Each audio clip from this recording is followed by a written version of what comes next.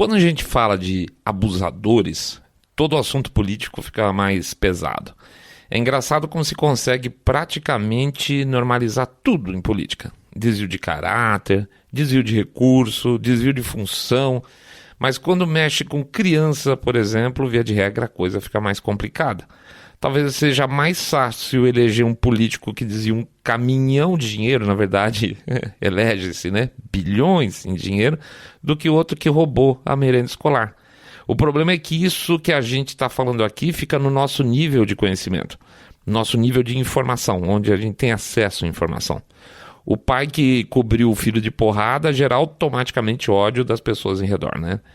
Casos que ficaram conhecidos do noticiário policial, como no caso da Isabela Nardoni, do menino Juan lá, aquele que foi morto pelas duas mães, nesse caso com menos imprensa, porque a imprensa não gosta de fazer barulho sobre crimes de minoria, né? Não contra a minoria, mas de minoria.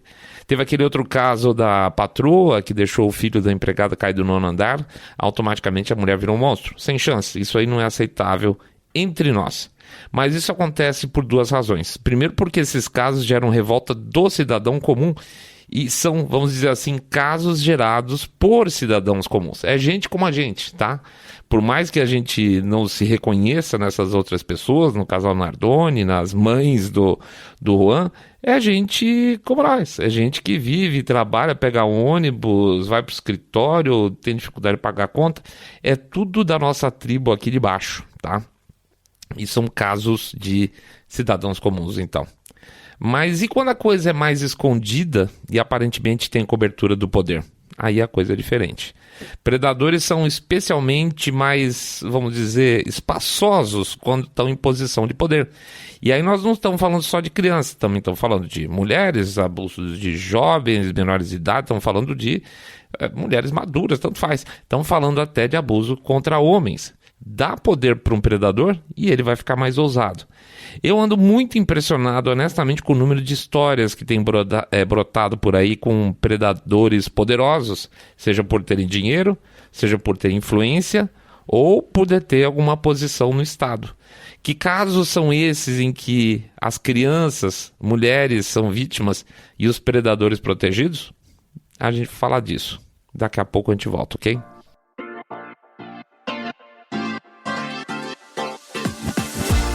Saindo da bolha. Menos notícia, mais informação para você.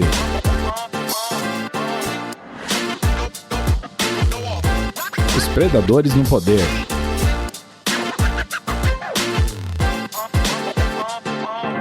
Bem-vindos ao Saindo da Bolha, esse é o nosso episódio 102 e a gente vai falar de um tema um pouco mais pesado hoje.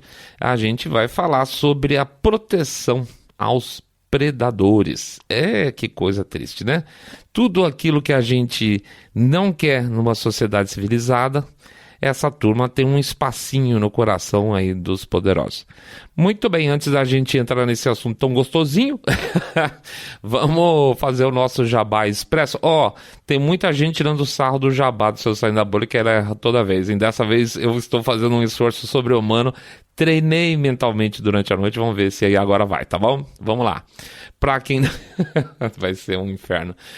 Para quem não fez ainda, a gente pede para entrar lá no site www.saindabolha.com.br e clicar no botão Follow this podcast ou seguir a gente também no Spotify, Podcast Addict, Apple Podcast, quase falei errado. Pede também para fazer um share nas redes sociais, contar para seus amigos, fazer aquele boca a boca sarado, dizendo que vocês acompanham um podcast de cabeça direita, limpinho, supimpa e que detesta, abomina e que é visceralmente odioso em relação ao politicamente correto, que vai ser, nesse caso, inclusive, citado nesse episódio de hoje também, tá? Tem muito a ver com o politicamente correto essa porcaria. E, finalmente, pede também para vocês anotarem o nosso canal no Telegram, finalmente nada, errei. Anota aí, bit.ly/Telegram-bolha, bit.ly/Telegram-bolha. Vamos lembrar também que agora a gente está com o nosso Pix, tá? Nosso Pix aí para receber doações, R$1 por episódio, tá ótimo, tô feliz da vida, tá? Pingado não é seco, isso ajuda a gente pra caramba, vai por mim. É isso aí, jabá feito, vida que segue.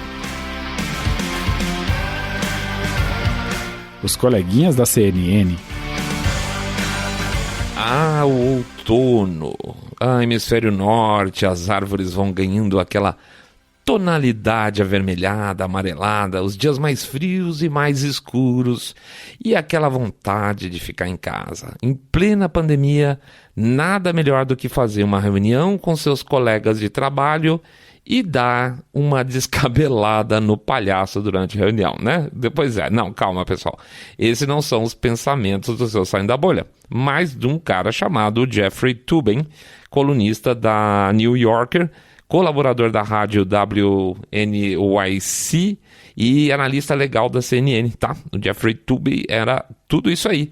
E aí, em outubro do ano passado, ele foi pego literalmente com o dito cujo na mão, indo até os finalmente, tá? Ele foi até o finalmente, um cara insistente, no meio de uma reunião de jornalistas por Zoom. Aparentemente ele devia estar em outra ligação paralela, por Zoom, né, provavelmente, porque visualmente, e se confundiu e botou o dito cujo para fora e fez o serviço todo na frente dos colegas de trabalho, tá? Agora vamos combinar, né? Isso não é desculpa. Uma pessoa que não consegue esperar até o fim de uma reunião de trabalho para conversar com outra, para mostrar o dito cujo, tem que ser mandado embora, né? No mínimo, tem que ser mandado embora, certo? Pois é o que aconteceu. A New Yorker mandou o Jeffrey Toobin embora, chutou o traseiro dele. A WNYC também mandou ele embora, nunca mais fez programa por lá. Mas e a CNN? Bom, a CNN resolveu perdoar o Toobin, tá? E ele retornou à emissora em junho desse ano. Ele tomou um tapa na mão, ficou fora de outubro até junho desse ano. Aí arranjaram uma entrevista para ele, que ele, claro, fala que, meu Deus, eu não sei onde eu estava com a cabeça. A gente sabe onde ele estava com a cabeça, né? Publicamente. E aí ele pediu desculpas e pluft, ficou por isso mesmo, tá? CNN. A essa altura, quando isso estava acontecendo, o governador de Nova York, o Andrew Cuomo, também estava com problemas aí, 9 entre 10 nova-iorquinos e 11 entre 10 republicanos sabiam que ele era um abusador de mulheres compulsivo, tá? Esses caras politicamente corretos são uma coisa incrível. Para se preparar inicialmente, então, o que ele fez? Ele contava com o irmãozinho dele, o Chris Cuomo, que era âncora na CNN, que ficava lá preparando ele para administrar situações de imprensa, tá? Por baixo dos panos, claro. E, obviamente, isso era um baita conflito de interesse, porque a CNN estava na dela, não falava praticamente nada do Cuomo. Pois mais tarde, então, descobriu-se também que o Chris, o irmãozinho dele, além de preparar o irmão para a imprensa, também estava passando informações para ele que eram obtidas a partir de fontes de investigação jornalística, de forma a ajudar, vamos dizer assim, o ex-governador na sua causa na justiça. Então, resumindo, ele pegava dados sigilosos e passava para o irmão. E com isso, o Chris Cuomo acabou recebendo uma suspensão da CNN, até que enfim, né? Que alguns analistas lá da CNN diziam, não, isso aí rapidinho, vamos perdoar ele, vai ser temporário e tal. Mas acabou não sendo. Chris Cuomo foi mandado embora no final das contas, porque aparentemente, alegadamente, como eles gostam de falar, além de tudo, o Chris Cuomo também abusava de mulheres dentro da própria CNN. Ops, né? Alegadamente.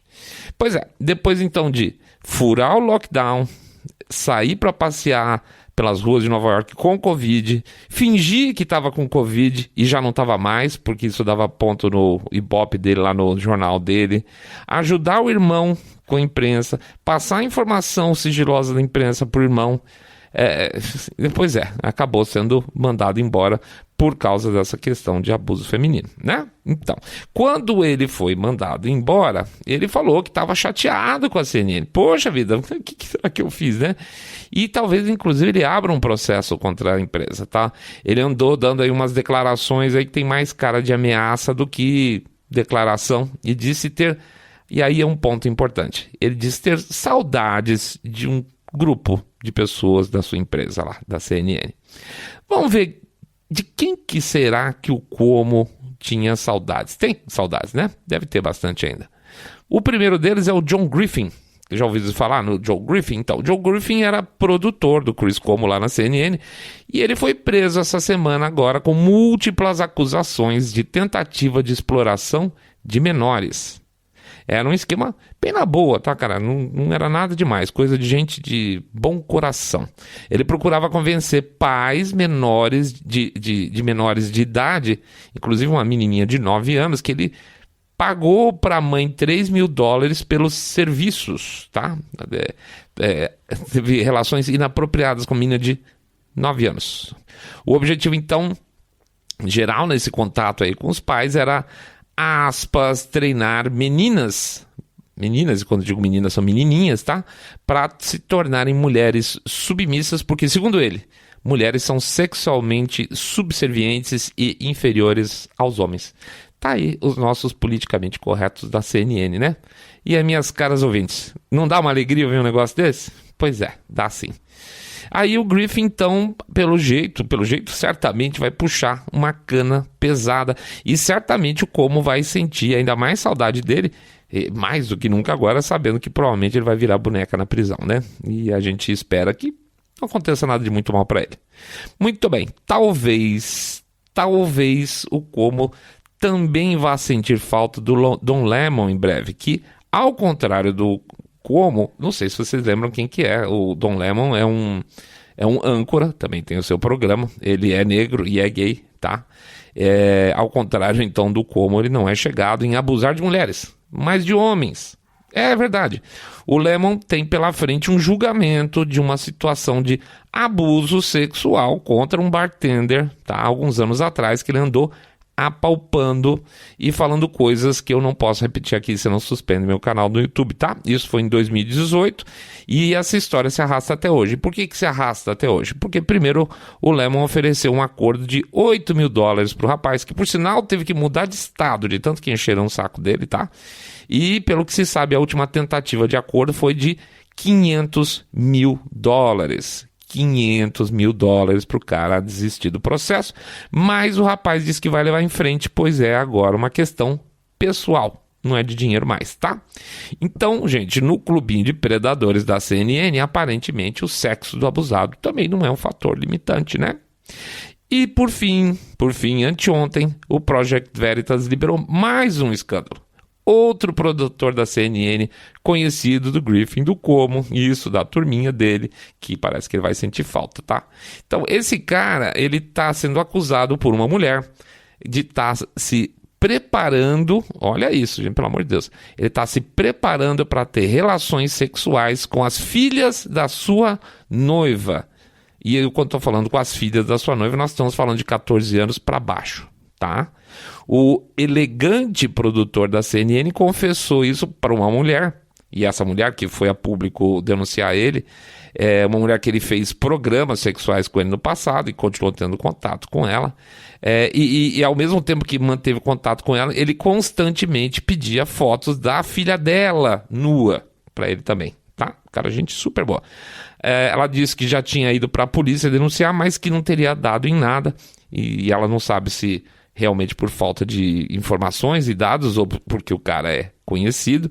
E aí ela procurou o Project Veritas e despejou um caminhão de evidência que vão desde prints de trocas de mensagem por celular até gravação, tipo nojentas, em que o cara fica narrando para essa mulher aí, denunciante, o que ele gostaria de fazer com a enteada dele, tá? Não vou comentar. Aí você se pergunta, uma emissora que normalizou a história de um jornalista que se divertia durante uma reunião em Zoom, que se fez de boba, tanto quando todo mundo já sabia que o governador Cuomo era um cafajeste, e também o seu irmão, tá? Que sabe o processo que o Lemon tá tomando por abusar do barman, e que eles fazem parte de um círculo de amiguchos, em que um já tá preso, inclusive, por múltiplas acusações por ser um predador sexual infantil, e o outro caminha para a mesma direção. Será que ninguém mais sabia nada na CNN? Ou será que a CNN, como alguns outros setores da sociedade, já normalizaram as práticas predatórias sexuais, com ênfase para quem tem poder? Pois é, eu tenho meu palpite aqui. Aliás, vocês têm tido chance de acompanhar a imprensa nacional melhor que eu? Isso já saiu na CNN brasileira? Eu acho que eu também tenho um palpite aqui. CIA e Pentágono. Faz anos o BuzzFeed News tem tentado... segunda vez que eu vou me dobrar ao BuzzFeed News, hein? Tá? Pra não falar que eu sou um cara injusto. Mas faz anos que eles estão tentando conseguir dados de denúncias de que a CIA, ela mesma, aquela agência, tem escondido práticas de pedofilia dentro dos seus quadros.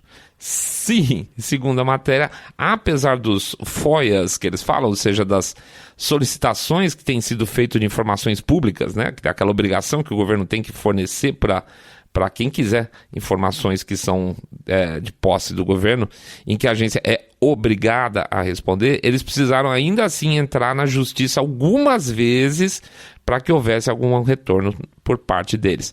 E mesmo assim, quando se aspas prontificaram a responder na marra, avisaram que poderia demorar anos e até que eles conseguissem ter alguma resposta para o BuzzFeed News, e eles continuaram batendo.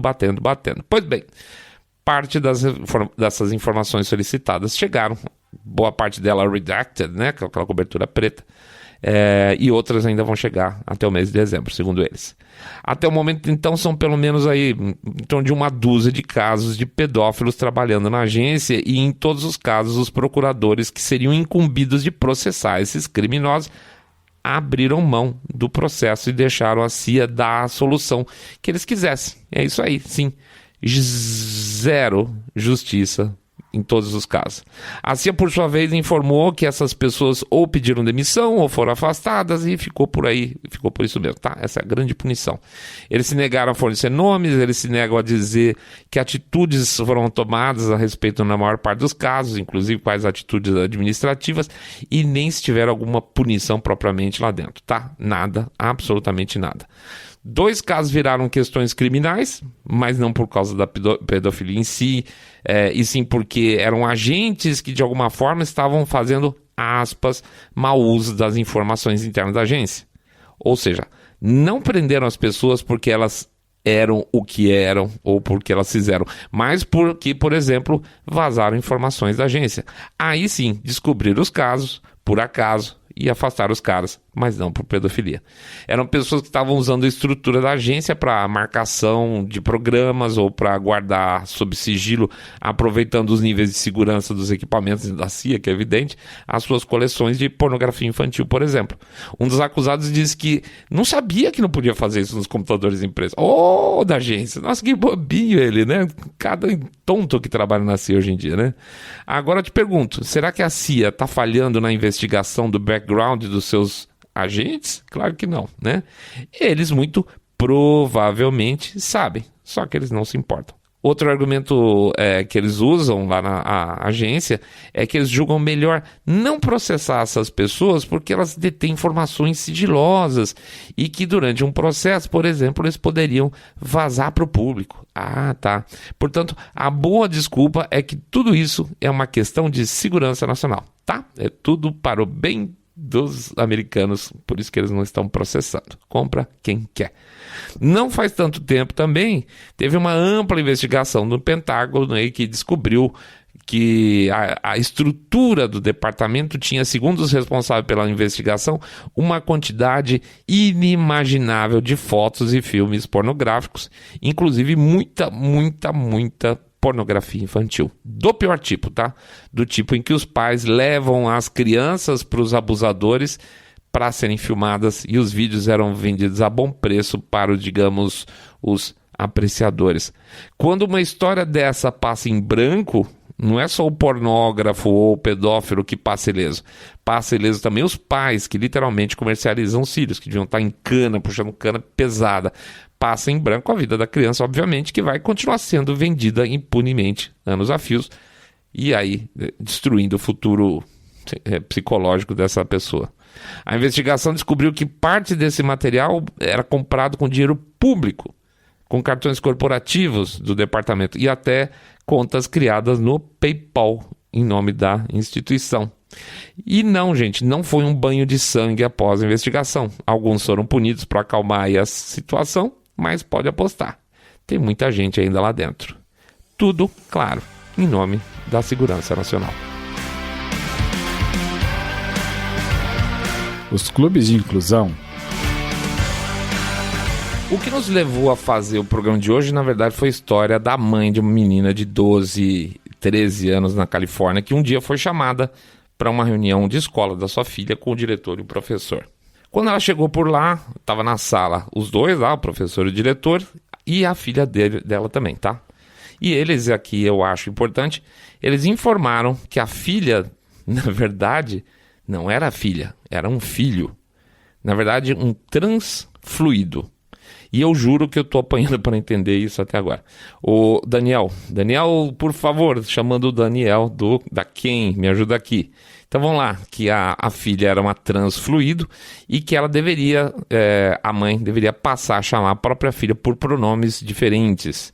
E que eles haviam, inclusive, trocado os registros dela na escola com um novo nome. Independente de qualquer coisa, gente, por mais que um pai tenha a cabeça muito aberta, concorda que foi um choque? Óbvio que foi um choque. Só que em função do choque da mãe, que foi pega de surpresa com uma comunicação dessa, não foi nem para discussão, coisa parecida, tá? O caso já vinha andando nas costas dela. O diretor e o professor começaram a atacar essa mãe porque ela estava desrespeitando a vontade da filha por causa das reações dela, etc e tal. É aí que a gente vê que a militância, quando ela entra num nível absurdo, ela avança tanto que as pessoas perdem o mínimo de sensibilidade humana. Olha, podia ser qualquer coisa, tá? Podia ser qualquer coisa. Mas você falar que você atacar uma mãe porque ela tá surpresa com uma situação dessa onde ela foi colocada praticamente numa situação de... Como é que eu posso dizer? A mulher foi emboscada numa situação, colocada na frente da filha, afirmaram para ela uma realidade e ela não podia ter nenhum tipo de reação. É isso que esses professores e diretores imaginam, tá? Essa é a cabeça militante da pessoa. Se você não reage absolutamente de acordo com a expectativa dos caras, isso aí é uma ofensa. É a grande palavra do ano, né? Pois bem, mãe e filha vão para casa, conversam um pouco sobre o tema, tal. A mãe pergunta como a menina queria ser chamada para se mostrar colaborativa e assim vai. À noite, no mesmo dia, bate a porta da casa da família a polícia. Pois é, a polícia foi enviada a pedido do Child Protection Service, o CPS que eles falam, como se fosse, sei lá, o juizado de menores, para interrogar as crianças, tá? As crianças a respeito dos pais e saber se eles gostariam que o CPS tirasse elas de casa, tá? Ou seja, extirpar o direito paterno sobre as crianças, porque um professor e um diretor de escola vagabundos ficaram incomodados com a reação de um pai que se assustou com a notícia quando ele foi emboscado propositadamente. Imagina como foi a noite naquela casa e o trauma para as crianças que do nada descobriram que podia ser afastada dos pais. E elas não queriam, claro, é evidente que não. A mãe conta que passou então a evitar conversar com a filha sobre o assunto, porque ela tinha medo de que alguma coisa que ela falasse fosse entendida errada pela filha e ela comentasse na escola e que a polícia fosse lá e tirasse eles, certo? Então, mas esse é o sistema, entende, gente? Medo é colocar medo. Medo, porque medo é a grande arma dos autoritários. Ela passou a participar das reuniões da escola para mostrar que ela era colaborativa, acalmar as coisas, até que um dia um dos responsáveis avisou para ela que já fazia um tempinho tinham entrado no computador dela, olha isso, e que tinham achado buscas da moça, da menina, sobre suicídio. E que eles não tinham avisado não tinham avisado os pais ainda, ou seja, a menina estava entrando num buraco depressivo enorme, mas a escola, por bem, achou que não devia avisar os pais. Bom, aí eu não preciso dizer que isso foi a gota d'água, tá? Essa semana os pais estiveram numa reunião do conselho escolar, discursando e contando como, claro, esse episódio tinha diminuído eles como pais, o horror, o medo, a frustração de ver que uma escola poderia estar destruindo a vida a filha deles ao invés de estar lá ajudando na educação, sem que eles pudessem fazer nada Nada, porque primeiro eles não sabiam, tá? E por temor de perder os filhos para as autoridades. Antes que alguém pense, mas isso não aconteceria comigo, eu não deixaria chegar nesse ponto. Pera lá, tá, gente? Vale lembrar o ambiente em que isso está acontecendo na Califórnia. Um lugar onde pode apostar, não seria estranho mesmo, tá? Não seria estranho o governador, prefeito, promotoria público falar mal de você, tratar você como um bandido. Onde a polícia foi na casa dessa mãe ameaçando tirar os filhos dela. Um ambiente onde os pais podem até saber que tem gente martelando a cabeça dos filhos, mas nunca vai imaginar ser personagem de uma história dessa, tá? Então, não. Na verdade, esses pais foram heróicos mesmo de mobilizar um grupo e ir para a reunião de pais e mestres para tomar satisfação, tá? A menina não estuda mais na escola, claro, a tal da escola Buena Vista, se não me engano em Salinas, lá na Califórnia, e desde lá ela preferiu voltar. Depois, bastou ela sair dessa escola nojenta e ela voltou a ser tratada como menina. Ela pediu, inclusive, para ser tratada como menina. Diz que está muito mais tranquila e anônima, né? Depois daquele barulho em torno dela.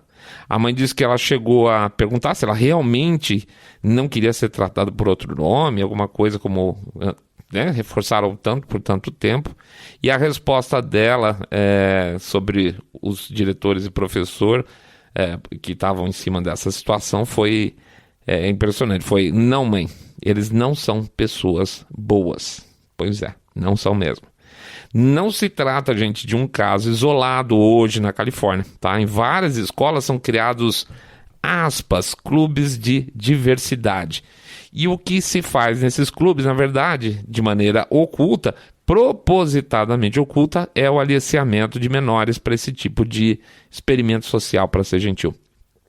Alunos, aspas, estranhos, sabe? Molecada estranha? Então, que com o tempo se ajusta, tá tudo certo, faz parte das crianças, tendem a se ajustar de todos os seus problemas conforme vão amadurecendo, mas não adianta.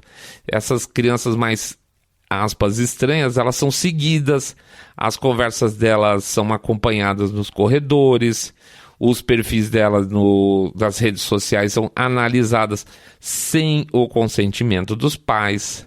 Os e-mails pessoais deles são violados para que, de acordo com o perfil dessas crianças, elas sejam convidadas para participar desses, aspas, clubes de inclusão, onde eles serão, na verdade, aliciados para um processo, deixa eu botar aspas de novo, de desconstrução de gênero. Ou seja, pegam as crianças com instabilidade emocional e atacam, literalmente, como predadores em favor de uma agenda progressista totalmente desumana. Eles não querem o bem das crianças, é evidente. Eles só querem mais ferramentas de transformação social. Eles querem robozinhos repetindo discursos aí sem pé nem cabeça. Eles querem filhos contra pais. Eles querem uma sociedade desestruturada. Porque assim, gente, é muito, muito mais fácil o controle total. O julgamento de Ghislaine Maxwell. Primeiro a gente ia fazer um programa sobre o tema, depois viu como a coisa estava sendo montada para jogar tudo debaixo do tapete e desistiu. Fazer um programa inteiro não valeria a pena.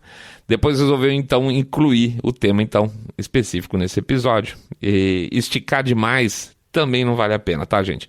Não importa se a Ghislaine Maxwell vai ser condenada ou inocentada. Se eu tiver que chutar, acho que ela vai ser condenada, tá? Depois de todo esse processo gigantesco dessa história de uma ilha inteira de pedofilia, dos casos todos do Epstein, onde ela era assistente do maior traficante, vamos dizer, o maior explorador de pedofilia da história recente. Ela é a número 2 nessa história, mas o máximo que ela vai acontecer é levar um tapa na mão. Como foi o caso do próprio Jeffrey Epstein, tá? Talvez ela passe um tempo na prisão, em alguma prisão 5 estrelas por aí, e meu lado conspiracionista diz que ela não terá uma vida longa, se é que vocês me entendem. Talvez ela se, aspas, suicide, como se suicidou Jeffrey Epstein. Então, para quem teve alguma esperança de justiça entre os pedófilos poderosos, pode esquecer. Entrar nesse tipo de história, isso incomoda muita gente às vezes, sabe? É mais ou menos como passar pela porta do inferno. Para entrar, quem está lá dentro passou pela porta e sabe que vai sentir. para quem, como a gente, pesquisa e tem que botar a cara lá dentro para dar uma olhada, a famosa frase aí, ó vós que entrais, abandonai toda a esperança, né? Que era a porta do inferno de Dante. A frase deve servir tanto, então, para quem entra para ficar por lá para sempre, como quem para nós aqui, né? A gente não fica muito animadinho e quando achar que no infernão da elite progressista exista algum tipo de punição. Infelizmente, desculpa pessoal, aparentemente não tem não. Paciência, a gente vai ganhando em outras frentes de vez em quando. Nem tudo é só notícia ruim, né gente? Vamos pra frente sim. É isso aí pessoal, a gente agradece a presença de todo mundo, fazer o nosso jabazinho expresso. Pedir para todo mundo entrar lá no site. Todo mundo é uma loucura, né? Parece que vai entrar 5 mil pessoas numa tacada só.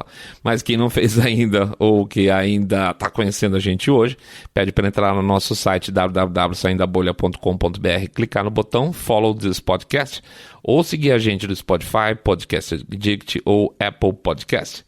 Pede também, por favor, se gostou do episódio, para divulgar nas suas redes sociais. E pede também para fazer o famoso boca a boca sarado, pedindo não. Falando para os seus amigos que vocês estão acompanhando um podcast cabeça direita limpinho, supimpa, que detesta o politicamente correto. Pede também para anotar aí o nosso endereço no Telegram, por favor. bit.ly/Telegram bolha, bit.ly/Telegram bolha. E por fim, lembra aí que tanto no textinho nas redes sociais a gente vai deixar o nosso número do Pix, como também tem a imagem para quem estiver ouvindo o episódio pelo YouTube ou outra fonte que queira usar pelo celular, tem o QR Code. R$1 por programa? R$1 por programa. R$5 de vez em quando? R$5 de vez em quando. Nada nunca? Nada nunca. O importante pra gente é que pingado não é seco, tá? Qualquer contribuição é muito importante. A gente agradece a presença de todos. Boa semana para todo mundo, muita força, muita paz, muita saúde para todos vocês, porque vocês sabem muito bem que o que a gente quer é que vocês fiquem todos muito, muito mais super, super bem. Saindo da bolha.